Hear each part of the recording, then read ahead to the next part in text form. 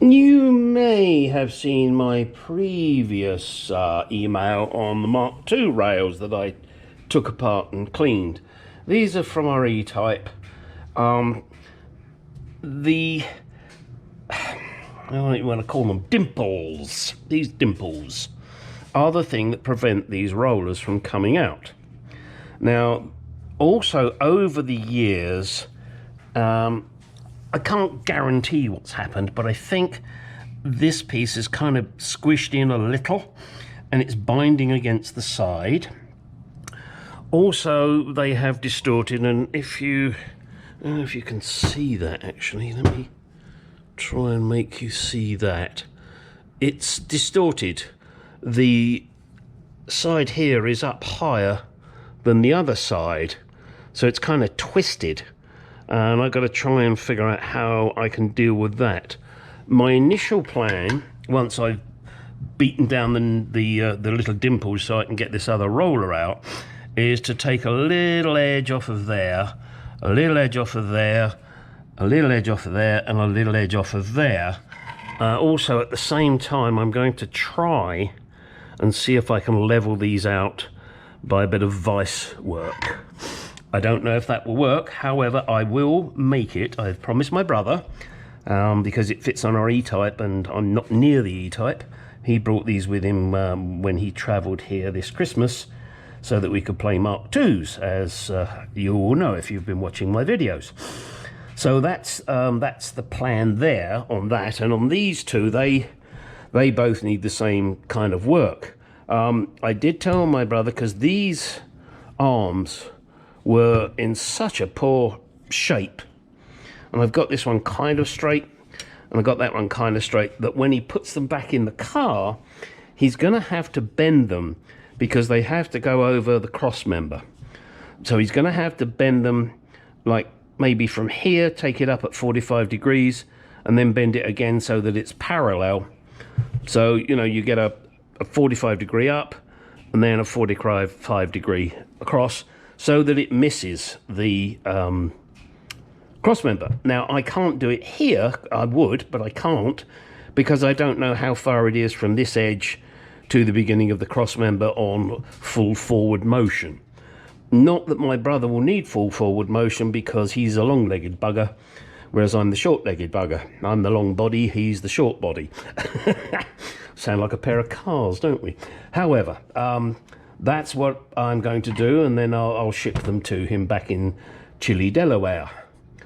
My friend Udo, who watches my channel, wished my brother, this was kind of funny, he wished him a happy Christmas, and he said also to me, the Grinch.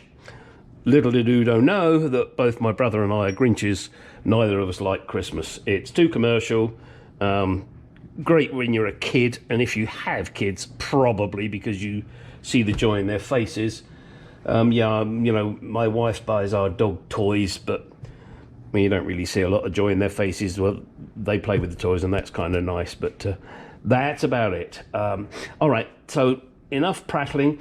I'm going to set the camera up and work on these, and then maybe you'll see what I do and you'll disagree with me, and it doesn't matter because it's my car. Ha ha ha. There you go. That's it for the moment. Okay, while you absorb this picture, I just want to caveat what I'm about to say. My brother and I have been living together and apart together. Well, I'm 71, so all of those years we shared many things. We shared bedrooms, bunk beds, hotel rooms, cars, other things that we didn't know we were sharing at the time. I won't go into that. And we have differences of opinions. We disagree on politics. We agree on pretty much everything else, but not everything. And he does his thing his way, and I do my thing my way, and never the twain shall meet. This is one of those instances. Here, my brother put these wires in very neatly, but he forgot the grommets. And he said, quite rightly, well, you could just get the grommet, slice it and put it in. This is where we disagree. That's not the way I do shit. I like to do it right. So I'm going to pull this out and put the grommets in and then do it, sorry Trevor, properly, because that's what I want to do. This is my car. On our E-Type, there's a little thing that I mentioned, and that was that the headlight trim screws are Phillips, and they shouldn't be. They should be flat-headed screws. He doesn't like them, so he didn't put them in, and the car is in his possession, and, you know, in honesty, he's shelling out all the money for it and doing, or now redoing all the work. So we disagree on those things. I would not have put crosshead screws in the headlight surrounds. Yeah, it's a pain in the ass and it's a pig to do, but no, not acceptable in my book. But that's where we agree to disagree. But my brother has now left. He's actually in a hotel in Phoenix at the moment, waiting to fly out tomorrow morning. We had a great time together. Not that you really care, but we buggered off to Tucson for a couple of days and saw the missile silo and the aircraft museum. And if any of you are ever in Phoenix, those are two things that you really should see. So anyway, he helped me out greatly with the wiring, getting shit in the right place, and we had a bloody good time. Well, at least I did, and I sincerely hope he did. I think he did. At least he wasn't crying too often. So, this, as I mentioned, is going to be dealt with. Let me spin you around here just to show you this. So now you can see the harnesses are all getting closer to where they should be. He has created a spreadsheet, as you will have seen in my previous videos. And hopefully now these wires are pretty much in the approximate location where they should be. The dip switch is now in.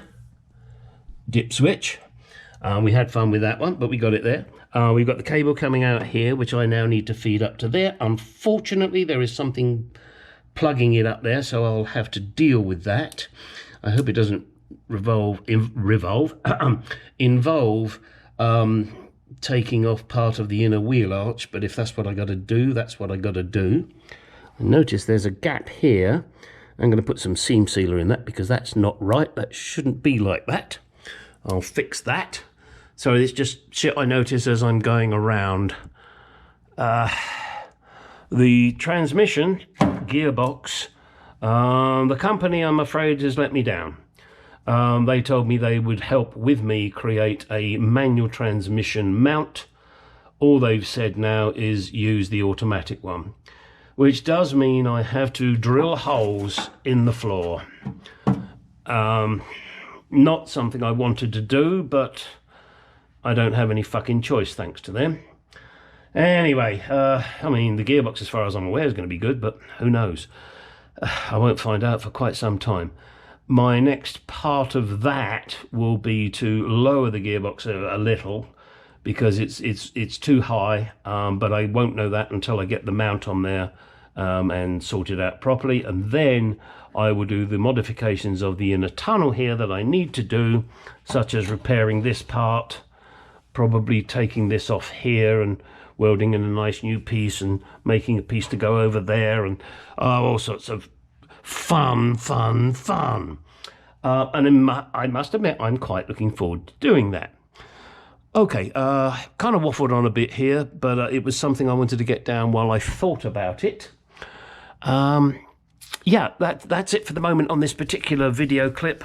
I'm not sure if I'm going to do any more on this one. I probably will once I've got the cables fed through and out of that hole, these grommets in position, and the cables coming out of that hole in there. In fact, let me take you there. Sorry about this.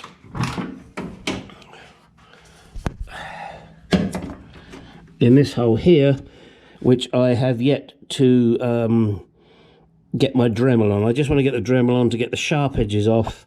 Then, as I've previously mentioned, once I get the cables coming out through here, I will then hold it in a position with tape or whatever and I'm going to pump this area full of some kind of silicone or mastic or something, just so the cable does not chafe up against those sharp metal edges, even though I'm going to try and dull them down. Okay, that's where we are at the moment.